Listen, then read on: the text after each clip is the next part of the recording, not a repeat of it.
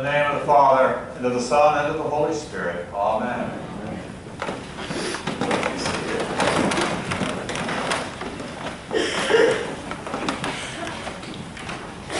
If you ever talk to priests, you will find that, especially the longer they've been a priest, many of them have crazy stories that have happened to them during service. You want the service to be as normal as possible, but I can promise you all priests have a few of the stories that have happened that they will never forget. Some, fiasco or something that happened in a service. Matter of fact, we even had a class in seminary over this, and in that seminary class, we would have priests that would come in and talk about some of their special moments that happened in a service. Matter of fact, it was kind of comical and some of it was kind of sad, but it was to teach us things to do and not to do and how to handle if it happens. Things like not showing up for a wedding. Apparently that's a bad thing when you're the priest. Getting the right name at a funeral. That's kind of important also. And yes, I had a professor said what happened to him was he used the deceased sister's name throughout the entire service as the sister stood and stared at him. What happens if the groom doesn't show up? How do you take care of that? How long do you keep the people there until you dismiss them? How do you take care of pastoral care when that happens? Or what about the feigning priest at the Eucharist because he locks his knees or she locks her knees and forgets and down she goes? And by the way, these are all true stories that were told to us. But my favorite was, be very careful when you do a graveside service. As you pour the dirt on top of the casket, you have to be careful of that fake grass carpet that the funeral home puts down because it gets quite slick. And yes, you can fall into the hole. Never forgot that one. Thanks be to God, none of these things have ever happened to me, and I hope to God they never do. But for me, I have a few crazy stories too, and it was just funny that today's gospel reminded me of one of those that I will share with you. I remember years ago doing a quinceañera, when a girl comes out at 15 years old, and it's a beautiful, incredible service. She's in this basically a bride's gown, and all her groomsmen and the maids are there, and it looks absolutely beautiful. And so the family came and asked if I would do one. And I had never done one before, but I said, absolutely. Living in Central America, I love Hispanic culture, and I love to be able to grab onto any of it. And I said, of course I will. Now, this is normally a Catholic service. And so I had to, after they left, and I was happy and excited, I had to say, well, now I've got to prepare for it. How do you do it? Because it's not in our prayer book or any of our Episcopal books. So I started to check it out and investigate it and started to build this program or this service. I even called my bishop, of course, to get permission, and he helped me with it. And I started to work really hard on it because I wanted it to be a special day for this young lady. And so I prepared and I wrote and I wrote. I wrote the sermon and I wrote the service the way it's supposed to be. And again, I worked very hard on it, and I made sure that I made really nice bulletins for this so that she would be proud.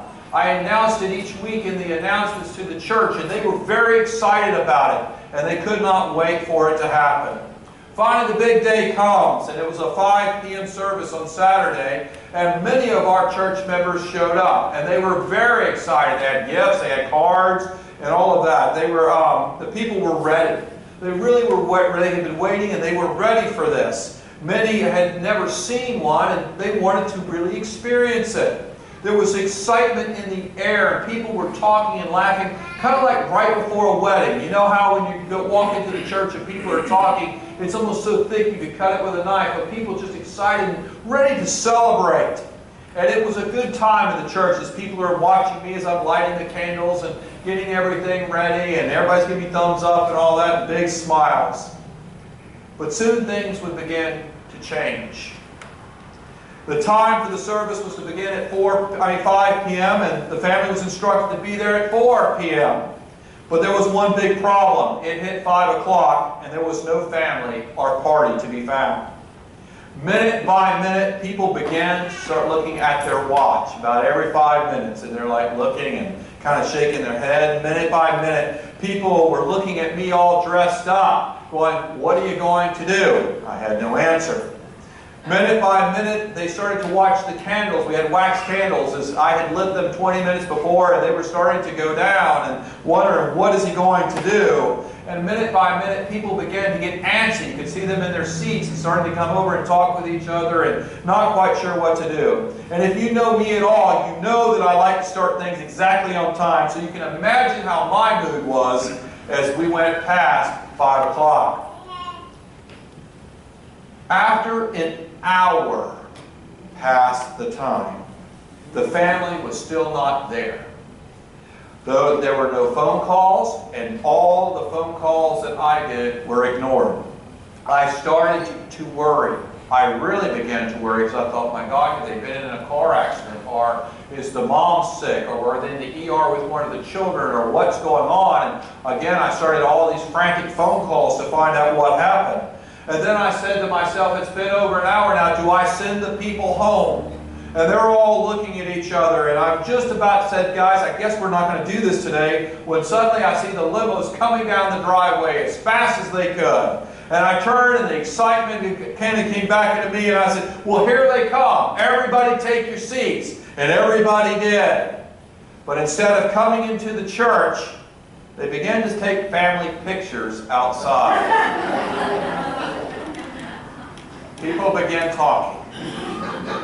More like grumbling. I had that people were asking me, well, what are you going to do about it? And I went and talked to the mom, and she said, well, we got to do the pictures before the sun goes down, so you'll have to tell them to wait. That's just what you want to tell a group that's been sitting there for a long time.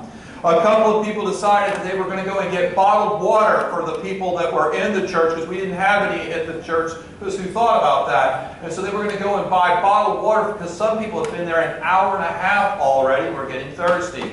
We had a few that said, we got to go. I don't know if it was quite more than a few. We got to go home because it's Saturday night. We already had other plans, and they were expected just to be there an hour. And I had one lady say, look, I've been here 2 hours. I got to let my dog out. And she went home too. And honestly, because of all the complaining, I cowardly went into my office, in which I started to tweak my sermon for the next day. I didn't know what to do. But after an hour and a half after it was supposed to start, the family rushed in, and the mom says, we need to start the service right now. And I said, okay, but a few people have left. They've gone to the store to get bottled water for everybody. They'll be right back. And she said, no, we have to start it right now without them. And I'm like, why? Why do we have to start right now? She says, because we are already late for the reception. People were still gone. And I was really panicking because they had been sitting there for so long. But people were really, even those that were still left, were having a hard time to getting themselves mentally prepared. They were tired. They were out of the mood for it. There were actually a few people who had fallen asleep in their chair waiting for all of this. Again, they weren't mentally prepared for what was going to be an incredible service, a service of this child and God. And they were going to miss it. This story reminds me in a way of how the reason I'm bringing this up is that how our Christian life can be sometimes with Christ. And it's so important that we see that Jesus is going to tell a story because he was concerned about his disciples waiting. We also see Matthew telling us this story because you can see how important it was to his community. They were scared they would lose interest. In today's gospel, the story is about bridesmaids who are waiting for the bridegroom. Obviously, they're waiting for this big wedding feast, and they're waiting for the bridegroom and his party to come. There are no cell phones. Nobody knows exactly what time. They just knew it was going to be that day. And so the story is that the bride ladies, they have got their candles, and half of them bring oil and half don't. You can imagine as the evening starts to come, they've got them lit up, they're ready for him to come.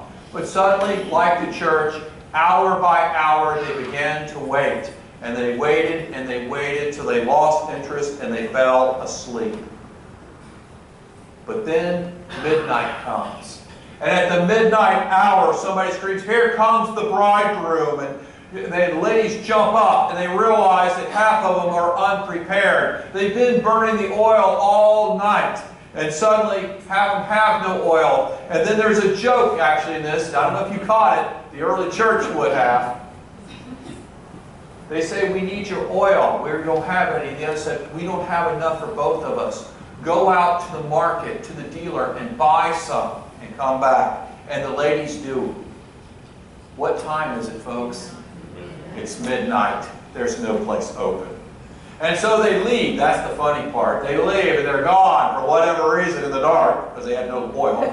And so the bridegroom comes in and the gates are closed. And later the ladies come and they're knocking on the door saying, "Hey, let us in, let us in." Knocking it down like that. "Let us in.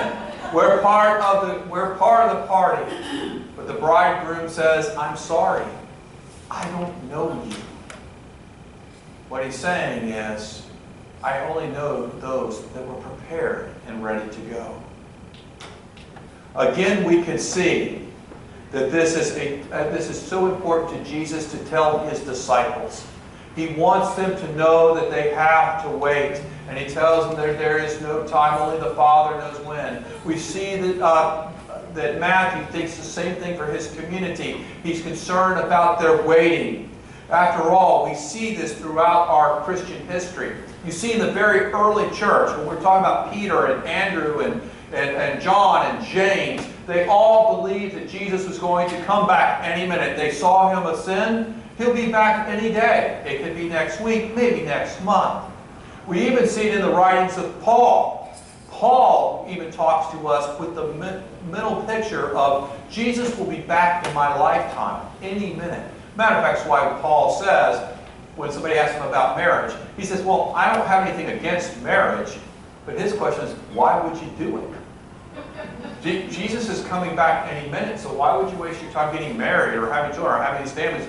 All you should be doing is preparing for Jesus to come back. But then it's around 72 AD when we see Jerusalem burnt to the ground and the temple that's crushed to the bottom, that all of a sudden we see that the followers going, this may be a little longer than we think. And this is why they're writing the Gospels, so they can take it from one generation to the next generation, letting them know what Jesus has done. And then there's us, who have now seen over 2,000 years pass without seeing Jesus yet. And so it's easy for us as Christians not to prepare ourselves daily for our Lord, but maybe just the end. So what about you? What about us? Are we truly prepared for Christ, the bridegroom? Many times what we're prepared for is the resurrection of Jesus Christ. This is our focus. This is our goal. This is our hope. We prepare ourselves for the end time. We should prepare ourselves for when we walk out and meet Christ himself. And we really should do that. But let me ask you, are you truly ready for the bridegroom? Not just when we meet Christ or the second coming or even the resurrection. I hope you are. But are you truly ready to meet the bridegroom when Jesus comes to you today? Are you ready for the bridegroom when he calls out to you? Are you ready for the bridegroom who will call you to do new things? Are you ready for what I call the midnight awakening? I absolutely love in this story today when Jesus has the bridegroom come at midnight. Why? Because it's been in my experience, that's exactly when God will call us to do different things. You see, it's during that stillness of the night when the world calms down and everything has stopped pulling you right to left and left to right. The noise around you is suddenly in silence. And it's at midnight at times for many of us when we can open ourselves up to God. I will tell you, it happened to me during my discernment. When I had 1,000 questions and I was scared to death about which one to take, and would pray in this noisy world all day, and suddenly I would wake up in the middle of the night, and it became clear what I needed to do. It never ended at the sermon either. I thought maybe it would. But there are times like when I'm writing a sermon, wondering, what's that bridge I'm going to connect those two thoughts? Or that intro that I'm going to do. And I pray in this noisy world, but guess what? I don't hear it until I wake up in the middle of the night. And suddenly I get it and I start writing as fast as I can. It's been a couple times Karen has asked me, what are you doing? Maybe now she's used to it. Or there's times when there's concern about people in the church, and I'm wondering, what am I going to say to them? How can I help them? What can I do for them? But it's in the quiet of the night that suddenly you hear the whisper of God Himself. And this can happen to you also if we are prepared. You see, God calls us also in unexpected times if we prepare ourselves. You see, worship and prayer are calls from God and preparing ourselves. Outreach to our community and helping others is a call from God and preparing ourselves. Supporting the church, inviting others to come to the church is a call from God and preparing ourselves. Listening to those who hurt and need to be listened to is a call from God and preparing. Pastoral care to others, teaching our children and adults, and sharing our faith is a call from God and preparing ourselves. Again, are you prepared? Like the lamps that need to be prepared by the ladies when they trim the lamps and got them all ready, we need to prepare our minds, hearts towards Jesus and His calling as a church and as individuals. And we need to prepare for it to happen at any time. Not our convenience, but the bridegroom's convenience. We are soon about to enter the season of Advent, believe it or not. And it's during that time, that season, which is a good time to prepare our body, mind, and soul, prepping it for the bridegroom to come to us at that midnight call. For when we have an open and prepared heart, we will hear His words, that calling, that nudging of what He wants in our life. Many years ago, I felt sad for some of the people who missed that service that night. I felt bad for those who went and got water or had to let their dog out or had to leave completely. What they missed was a really good service, a time to worship God, and a time they may never have forgotten. But they were tired. They were aggravated. Some of them were angry. And in some ways we can't blame them. After all, it was a certain time we were supposed to meet. However, with Jesus, He says we know neither the hour nor the day. He says that only the Father knows when it is to happen. I truly believe that Jesus said this so that we do not prepare for a certain time, but instead we just prepare for when He calls. Be ready. Be awake.